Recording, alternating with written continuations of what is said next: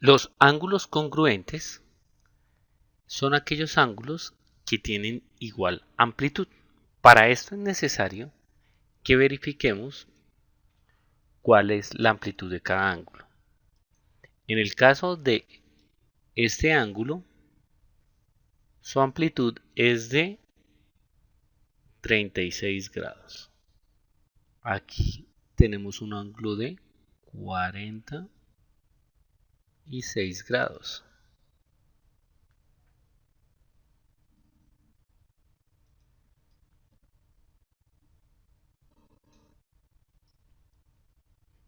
También tenemos un ángulo de 46 grados.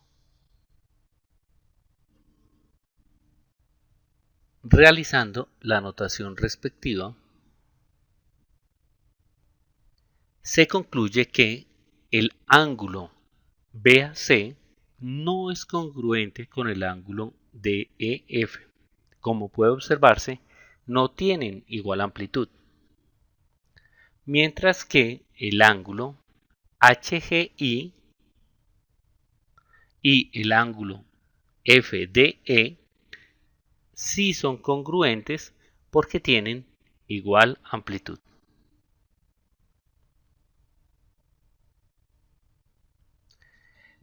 Para realizar la clasificación de ángulos, según la suma, debemos tener presente dos tipos de ángulo.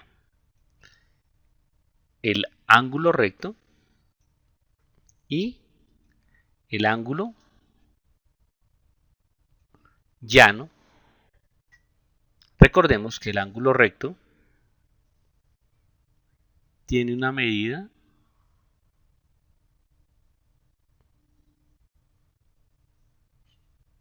de 90 grados.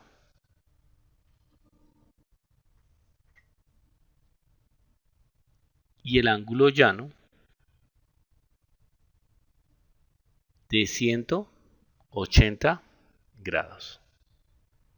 Estos dos ángulos son importantes porque nos sirven de referencia para la clasificación.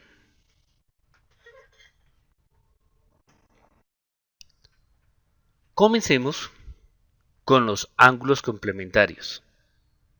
En este caso lo que tenemos es que dos ángulos son complementarios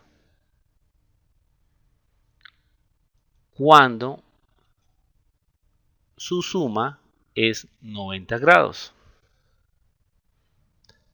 Como puede observar en la gráfica, estos ángulos son consecutivos.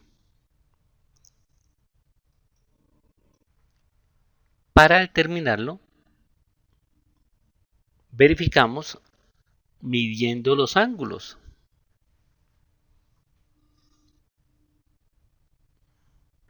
Realizando la notación, tenemos que el ángulo BAC mide 42 grados y el ángulo CAD mide 48 grados. Realizando la suma de las medidas nos da 90 grados. Por eso podemos concluir que el ángulo BAC y el ángulo CAD son complementarios, pues la suma de sus medidas es 90 grados.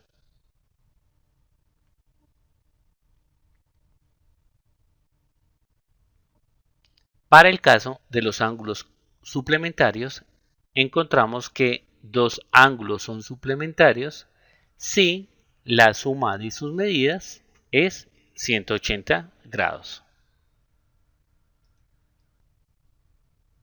Los ángulos en la gráfica miden 45 y 135 grados. Realizando la notación, la suma de las medidas del ángulo LTK más la suma de la medida del ángulo MTL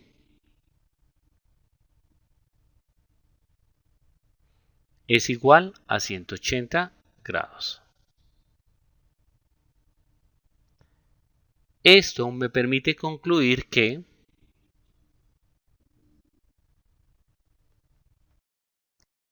los ángulos TLK y MTL son suplementarios, dado que la suma de sus medidas es igual a 180 grados.